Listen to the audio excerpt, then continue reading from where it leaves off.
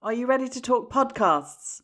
Whether you want to host a podcast or want to know more about the behind-the-scenes world of podcasts, this 3-episode series will reveal the why, what and how of podcasting to build an engaged audience.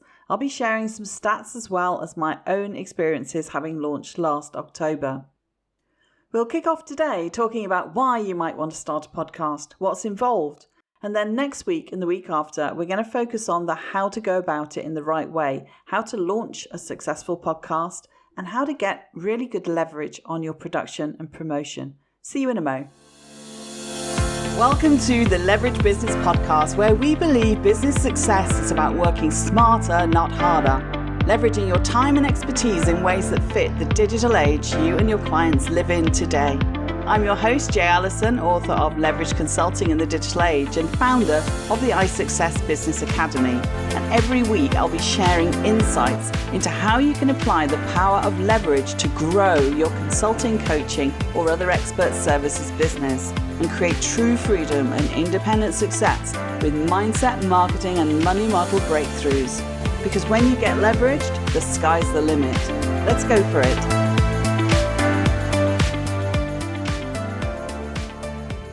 Hello everybody, great to have you here with me today. This is going to be such fun because I'm talking on my podcast about podcasting. I just finished up a webinar for a group of online education entrepreneurs looking to build their audience as a way to serve and sell their courses. And this was a really hot topic. So many questions came out of it. And I thought I should share all of this with my own audience too, right?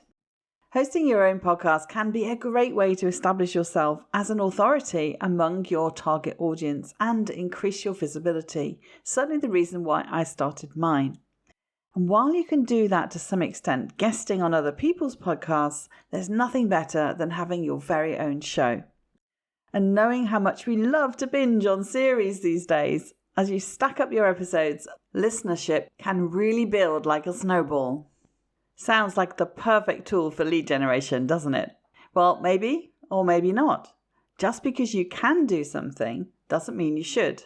So I wanted to take a few episodes to dig into the why, how, and what of starting your own podcast so you can understand what the questions are to be asking yourself and you can decide strategically whether this is right for you and how you can move forward.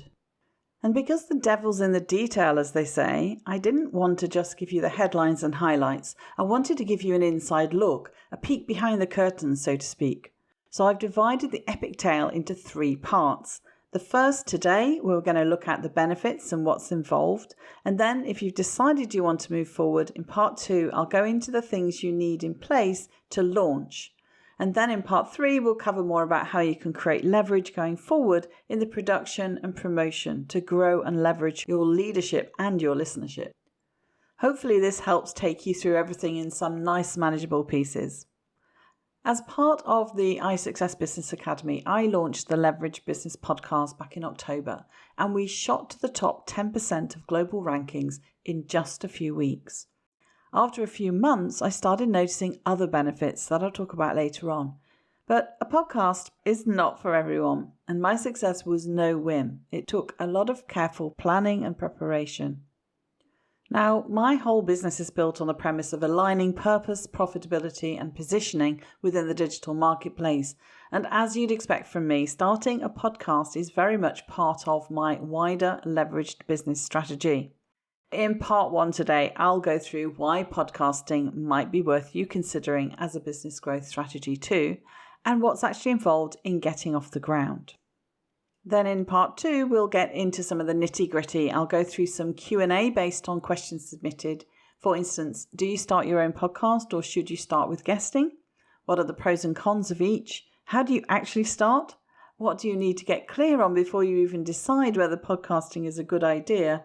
And then some stuff around equipment and how much it costs to get going. Then in part 3, I'll share some of my journey and what's happened since. I might put you off because I'm going to give you an inside view of the podcast production workflow as well.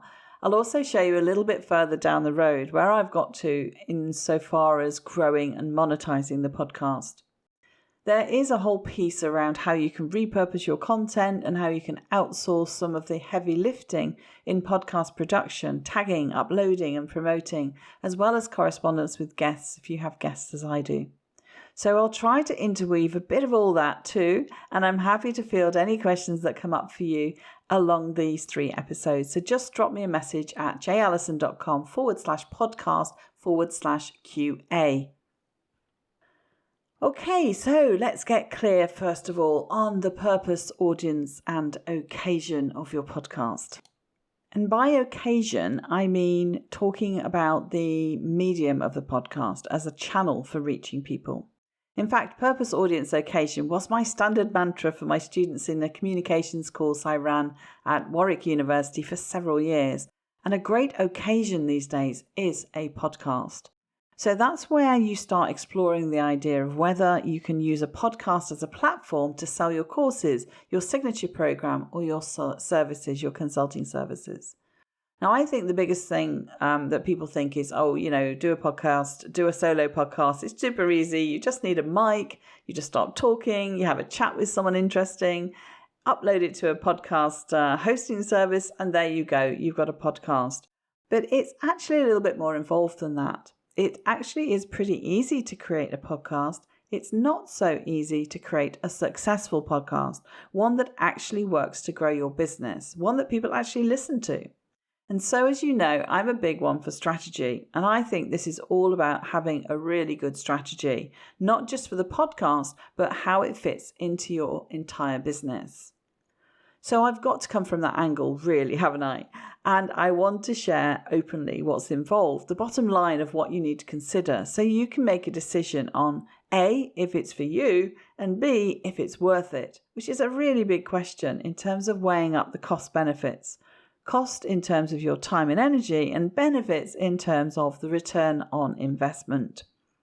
Does it generate new leads? Do those people actually engage with you? Do they buy from you?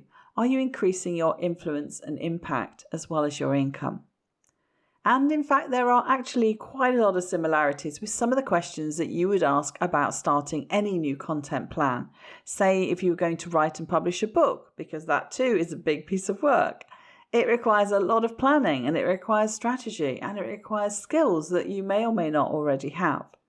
And I think it's quite interesting to think that I've done both. So what's the difference?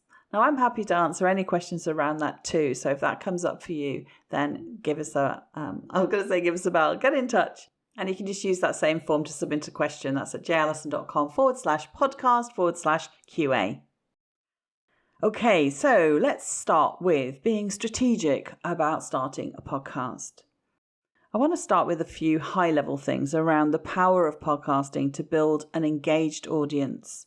So I am just going to share a few things that came up in the interview I did with Anna Parker Naples, who's actually the person that got me into podcasting in the first place. And she said, when you're strategic about how you put yourself out there and whose world you want to enter, who you want to bring into your world, a podcast can really do that on steroids. And that really struck me. I thought it was such a powerful statement. I actually put it in at the beginning of the episode that I recorded with her as a kind of a teaser. It's episode 16 if you want to check it out. So even though podcasting is just one piece of the puzzle of what might be your content puzzle, the really big thing to understand is that right now, as Anna said, audio is becoming the place to be. And I'm going to share some statistics with you in a moment that if it doesn't get you excited, then perhaps podcasting or maybe business isn't for you. The big reason I looked into podcasting and the question that came up for me that led to exploring it in the first place is this: where do you want to be seen in your field?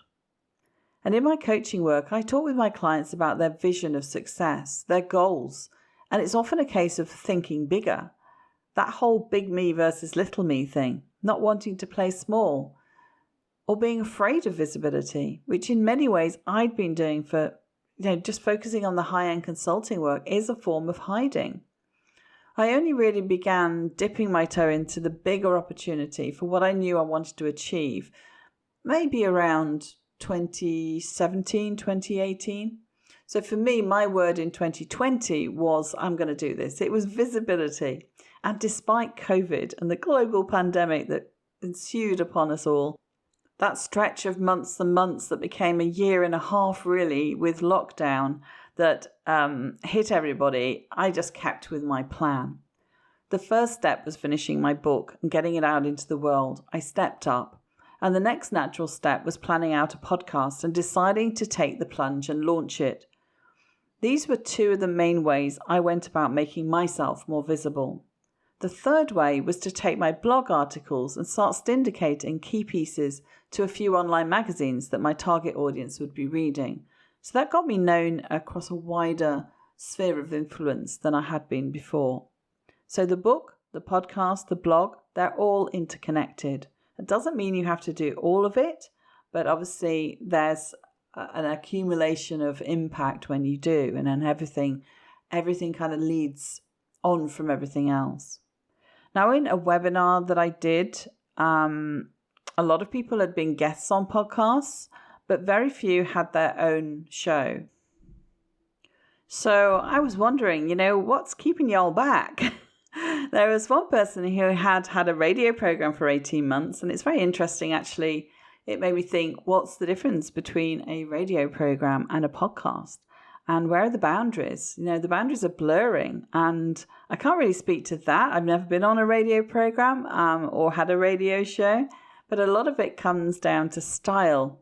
And I've certainly drawn on some of those old style radio shows, where the presenters just kind of chat through and they're all mellow and they just really seem to connect in with the audience, because otherwise it's very one directional when you're on a podcast. On a Zoom session, I can see people's faces who I'm speaking to. But on a podcast, you've got to kind of imagine the audience is out there, just like the radio hosts do on their show. And of course, I totally realise that some of you are driving your car while listening, or out for a walk, or doing the washing up. So it's sort of interesting to imagine what you're all doing when I'm chatting away here. So the first thing I think I want to mention is that podcasting is a major growth trend, without a doubt. Podcast audiences are massive. Here are some stats, and I'll rattle through these, but I'm sure if you do a search on podcast statistics or podcast growth, you can find all kinds of staggering facts. In fact, SEMrush published a really insightful piece on podcast statistics just recently, and I'll put the link in the show notes for this episode so you can get into that. But the statement I heard that shocked me the most is that right now, podcasting is the fastest growing medium on the planet. As of May 2021, there are now over 2 million podcasts and almost 50 million episodes. It's literally doubled every year, and it's not slowing down. Although maybe half of those are active podcasts, meaning people launch then don't continue, those are still pretty astounding numbers, right? Well, here's some more eye-openers, or should I say ear-openers. In 2020, 20% of people listen to podcasts on a weekly basis. And most podcast listeners, about 75%, listen to learn new things, which is great for all of us in the education business, right? In 2019, podcast app usage was up 60% from just 1 year prior. In most countries, the majority of the people have heard about podcasts.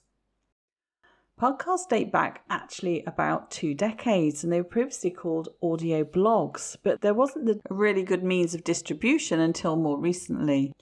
Apple have been pretty instrumental in changing that with the iPod, which is where the pod in podcasting comes from. And with that, not only music, but any audio broadcast became portable. You can listen on the move and while doing other things. Nowadays, people are listening mostly on portable devices like a tablet or smartphone, or on a smart speaker like an Amazon Echo, or just from a player on their desktop computer or laptop. So it's true to say podcasting in 2021 has gone mainstream, and it's here to stay. Podcasting will drive marketing and audience engagement forward as businesses battle to grab their share of consumers. And it's not just a peak that's happened because of the pandemic. It's actually changed the way that people want to interact with content by all accounts. And something else that people are saying is that every business out there within the next 3 years will have launched a podcast. So just like 5 years ago, everyone had a book. Now you're expected to have a podcast. So a really good sort of halfway step towards that is to start becoming a guest on other people's podcasts and get that experience. There are ways to leverage the podcast space to build your authority, credibility, and audience that will not be available to you in a few years' time because there will be so many podcasts out there and a lot of competition. And you won't have the head start that you would have had if you started in the next kind of 12 months. So I think that's a really interesting one to consider and to not to give you a fear of missing out kind of thing. But I know sometimes that there are these trends that come and go, but some things come and they keep going. They keep escalating. 2021 holds the record now for hours spent listening to podcasts with 15 billion hours. And by 2024, according to that SEMrush article, it's estimated there will be 100 million podcast listeners in the US alone. What's also important about podcasts is that it's not content that you just publish out there and then disappears. It's legacy stuff. It's available and it's searchable on demand for everyone across the world. I mean, what's interesting for me when I look at my trailer episode, for example, the very first thing I ever got out there, the number of listeners it's just continuing to increase. So people do start with your trailer in your first few episodes. Even when I've now published, 33, this will be the 33rd in episode. So each episode continues to gather speed. And that's like a whole load of snowballs that are gathering momentum and growing in size to build your audience, increase your visibility, getting your message out to the world and driving growth in your business. Okay, so I hope you've got it. The stats about podcast, that's massive impact, massive growth potential there. And one of the interesting things is it's a fast growing audience too, particularly because people now want to listen when and where they want.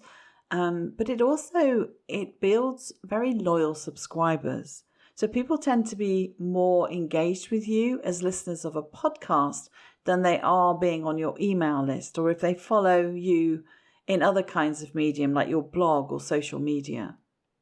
And the other interesting thing here is data that shows that 81% of people who listen to podcasts take action with the intent to purchase on recommendations that they hear on a podcast.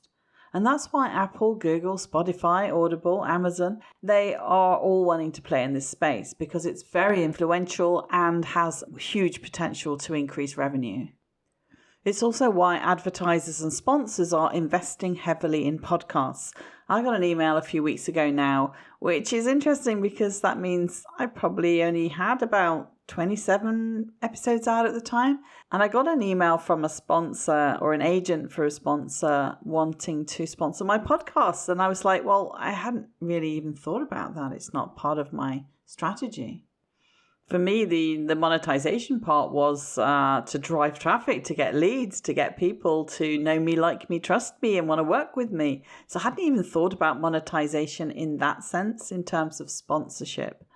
And I actually said no. Actually, not looking for sponsors at the moment. I'm still thinking maybe that was a terrible business decision. I'm not sure. But we shall see. We shall see.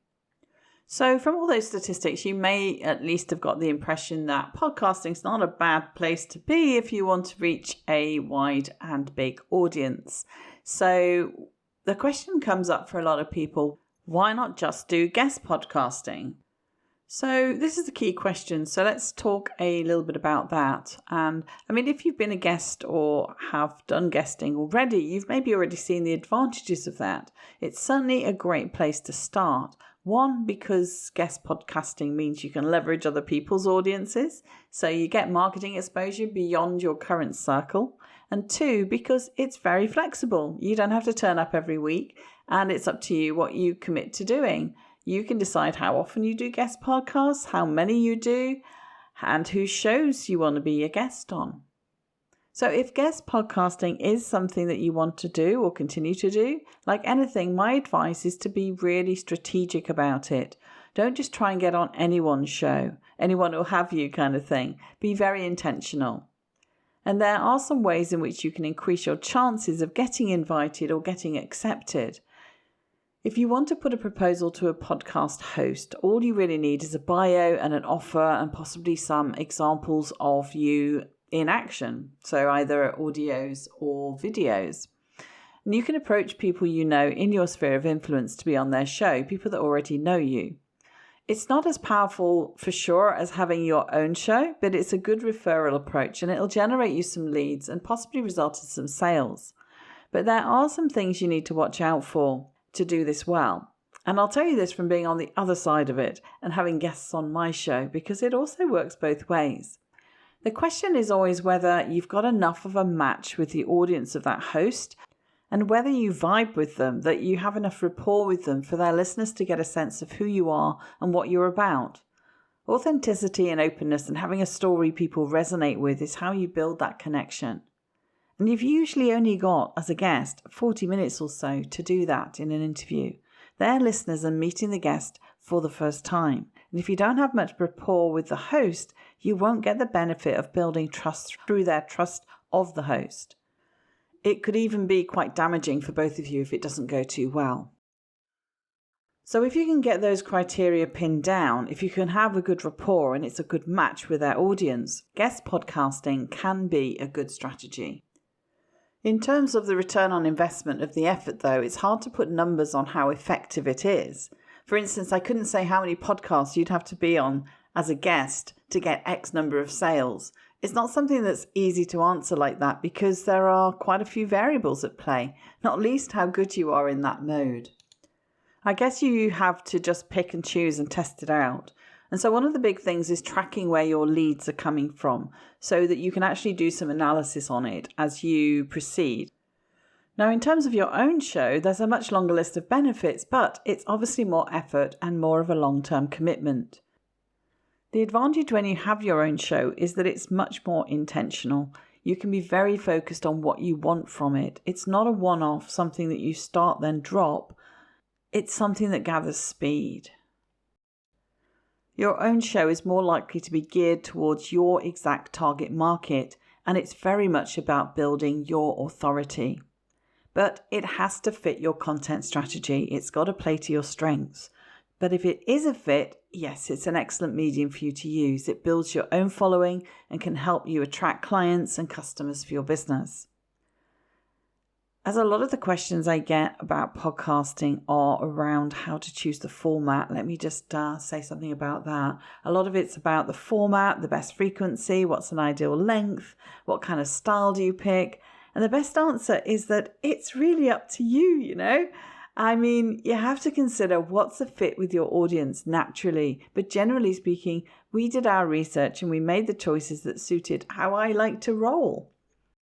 I think the only other thing that's not on here that we've not discussed so far is whether you do episodes that are kind of one-off or whether you run a series. And, I'm happy to answer any questions about that. But when we talk about content planning, and you also get to invite your own guests, so it's kind of role reversal. And those guests for me have been people that fill in my expertise. So I want to have guests on my show that I'm going to have a good and interesting conversation with, who I'm going to vibe with or blend with, you know what I mean? So if I have someone on my show, I'm going to always do like an intake survey with them if I don't know them at all, or I'll do an interview with them, like a short, quick Zoom call to get to know them. And it sounds more formal than it is. Many of my guests, though, come from my communities of practice, my networks. So they're usually somebody that I know or I've already collaborated with or I've heard speak. It's only actually recently where I've been approached by some agencies about getting somebody on my show who I've never heard of, and I have to go look into them. And I certainly turn down more invites than I accept. But that's something for the future. It's not something that I've done yet. I'm just got a whole load of emails to work through on that. So I usually just have a chat through with people about the kind of thing that I'd like them to talk about. And I give them a bit of background and a structure, and then we take it quite informally and let it flow naturally. And I've really enjoyed that too. I mean, I think that's really where, for me, I've surprised myself how fluid the conversation's been, and I've actually just really had a nice time and had some lovely conversations with people, a real meeting of minds, So I hope you've enjoyed those episodes too, for those that have been listening to my podcast for a while. Okie dokie. So, are you decided to start your own podcast? Maybe not yet decided, so don't decide just yet. If you want to learn how to host your own podcast because you've already decided it's a goer, then this is going to be a good reminder what follows of all the positives and some things that you might not have thought of. And if you're just kind of curious and maybe only interested in guesting or improving what you're doing with guest podcasting, or if you're not sure, if you're kind of on the fence and that's kind of why you tuned in, then great. Lots of this, what follows, is going to help you guide your decisions now or what you might do in the future. So in a session that I ran on this, when I was asked, what's your feeling about starting a podcast? I remember one person said they're intensely curious but daunted. And I have to say that's exactly how I was when I first thought about this. And Anna Parker-Naples, the lady I mentioned at the start, she ran this 5-day online challenge. And I thought, well, I'll do just that and I'll explore what's involved in starting a podcast and I'll find out a little bit more whether it's something for me. And I just sort of thought, I'll put my toe in the water and I'll think about some of the planning questions that I need to consider. I'm not committing to anything. But I got really excited. I got very excited, in fact. And perhaps this is a good way for you too. Just explore, start the ball rolling, and you can stop at any time. You decide yes, it's for you, or no, it's not. And to get things rolling, Anna has a free podcast checklist you can grab that takes you through the steps. I've put the link in the show notes for you. Okay, so why start a podcast? Because it's simple, right? And it's actually also a lot of work, particularly at the front end when you're first doing it, because it's all new. And it's all new in terms of organizing yourself. It's new in terms of skills. It's maybe new in terms of the tech. And maybe you haven't done audio before. Maybe, audio editing and learning a new piece of software. Maybe that's an issue for you. So you have to start with the strategy question of, is it worth it? What I really want from this, where do I want to be able to get to at the end of doing all this podcast planning? So I want to help you answer, is a podcast the best place for me to invest my time, resources, and energy? And there's 3 things I considered, and the way that I kind of set it out for myself, there's a diagram in the episode show notes for this episode at jallison.com/podcast, and you can scroll down to look at the links for each episode. So the first of those 3 things was strategy. Yes, I've mentioned that before. It's always where I start. There's the high-level thinking. Does a podcast fit your business strategy? And is it playing to your strengths? Is content marketing a real thrust for your business growth? Does audio as a medium fit your skills in terms of speaking or tech? And in terms of the tech, what's the learning curve? Or can you afford to pay a podcast production VA or agency? And finally, does it fit your brand in terms of showcasing your style and personality? And the second thing I considered was my audience. So all of that is about you, what we've just talked about in terms of strategy. And then it becomes a question about your audience. So how does it fit what they need and what their behaviors and habits are? Are they likely to be podcast listeners? I mean, from the stats, you can imagine that if they're not now, they might well soon be. Are they likely to want information and insights and tune into your show? Are they people that just listen to music through their ears, or do they actually like to read audiobooks, or do they like to get information in that format? Is it a medium they enjoy, or are they more reading articles or taking courses kind of crowd?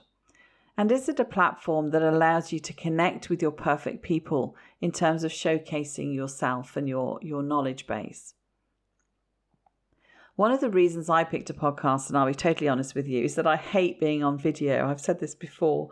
It's something I'm really working on because I'm a teacher and I'm a writer. And, I know that video is so important as a way of engaging with people and just mixing the media up, really. So for me to go straight to video or to do live broadcasts even just isn't natural to me. So creating visibility through YouTube or Facebook Lives would have been a big deal for me, even though I know video is brilliant for marketing. But with podcasting, it's a halfway house because I felt that it was an easy next step for me. I could repurpose content that I'd already produced for my book, my courses, and my articles. And I started off writing and then recording the audio. And later I recorded an audio and just transcribed it into an article. So it works both ways round. And I really liked that. So I had a feeling that it would fit with me.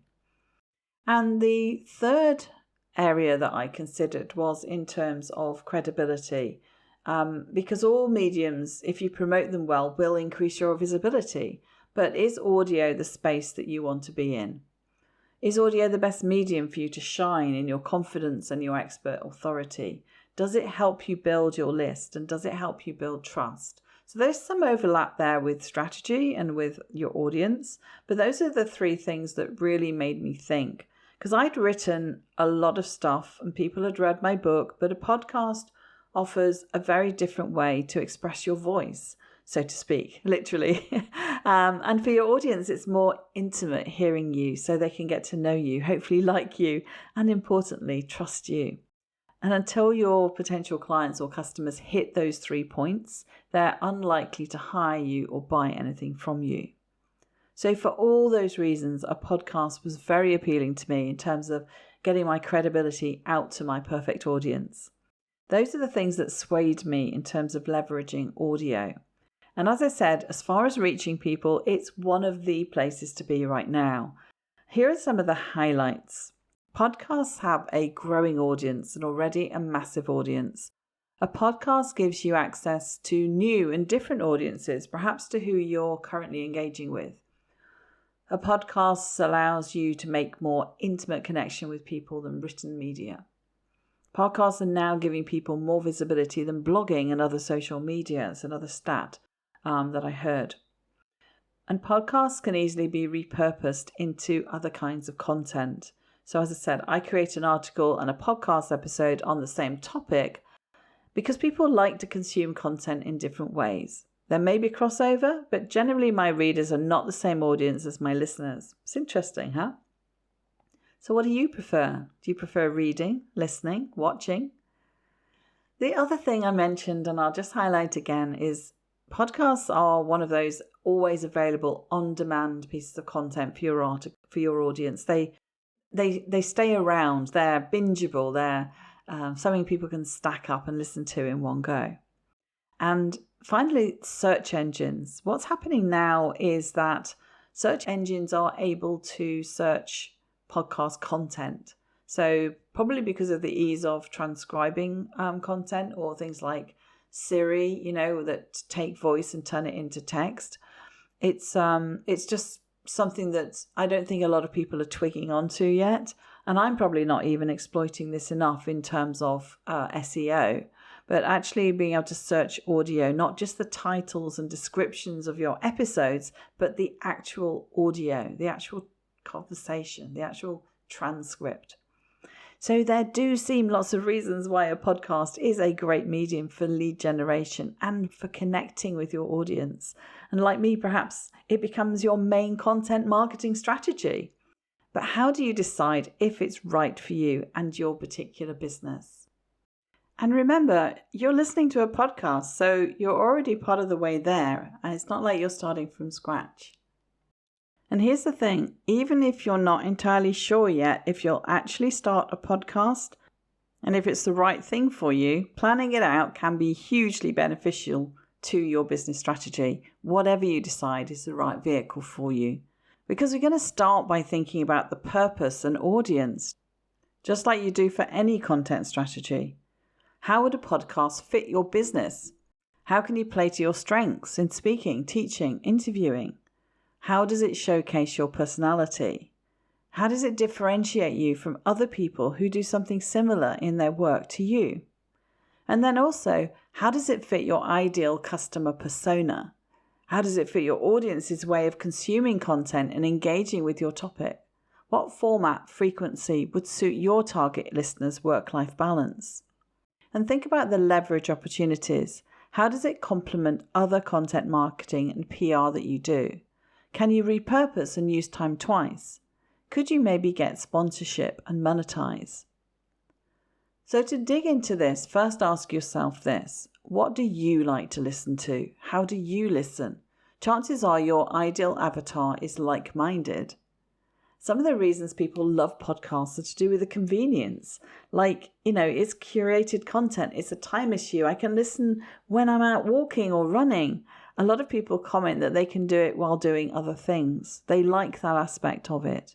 So it's interesting because being in the business space that's most of us are in as consultants or coaches, I had to wean myself from kind of doing things that were work related at my desk to listening to podcasts in other ways. And, I always like to take notes. So for me, it was really hard to listen to a podcast and not be at my desk. So it's very interesting to think about your audience in that respect too, is how are people going to engage with it? And actually what one of my listeners said to me was that they listen to it and then they think, gosh, there's a lot of stuff I want to get down here. So they'll listen to it again when they're back at base and they'll take notes. And it has to be part of how you plan and think about the content for your podcast, because if someone needs to take notes and it runs for an hour, it's not something they're necessarily going to listen to again, or perhaps in the future want to be listening to while they're driving or out walking. So I'm always very conscious about that in my solo episodes, particularly because they might listen to some of it that way, but they might feel, a bit frustrated. I don't know. You tell me. Let me know. Get in contact with me. Let me know. How's this going for you? So one of the ways I did think about this, because of the nature of the content that I share, so I started to focus a lot more on the structure and the sectioning and how I could make that easier for you guys. And also made sure that in the podcast show notes, there's a link to read the articles so that actually you don't have to take notes, because certainly on the solo episodes, it's all there. It's slightly different for the guest episodes because I don't transcribe those.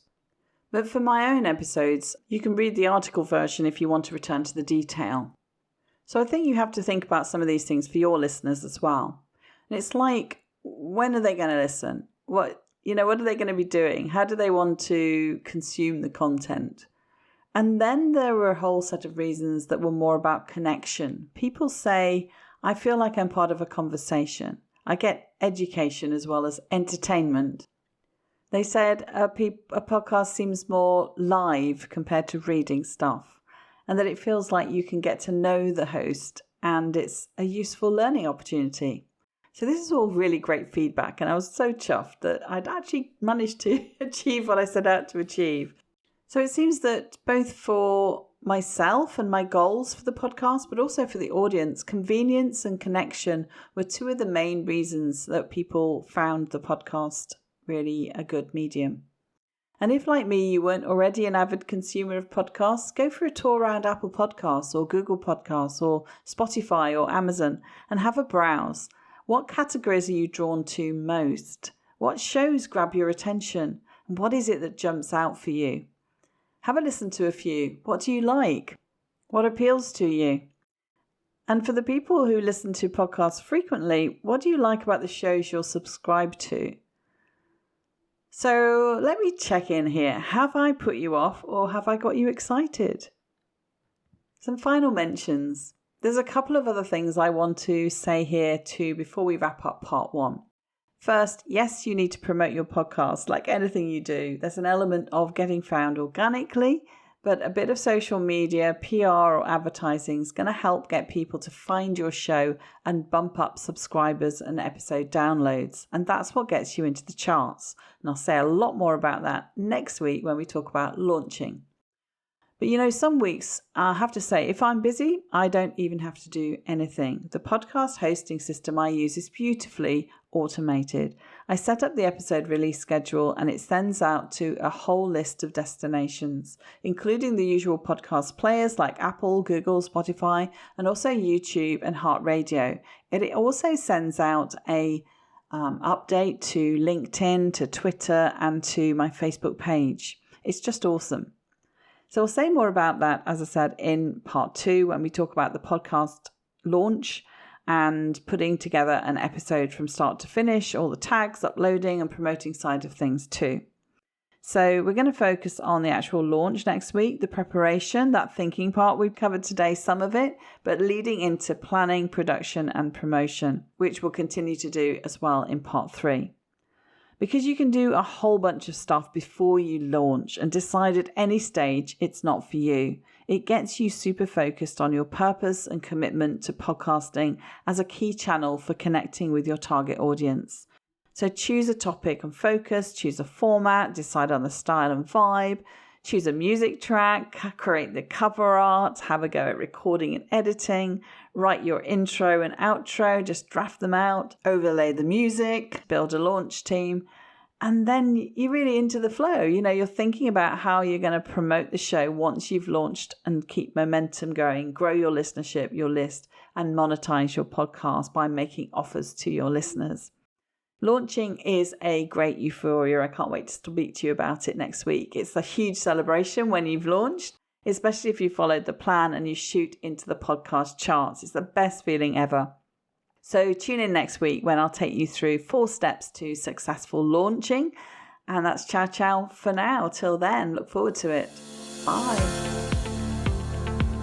Thank you for listening to the Leverage Business Podcast. Want to create leverage in your business? Did this episode provide some insights and ideas to be thinking through? If so, subscribe so you get alerts when the next one's released.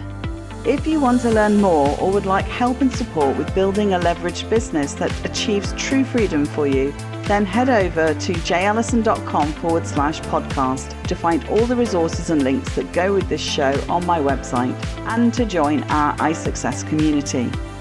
And if you're enjoying our content, it would be great if you could pop into Apple Podcasts or the app you listen from and leave me a rating and review. Everyone makes a difference to improving our rankings. So thank you if you've done that already. I appreciate you.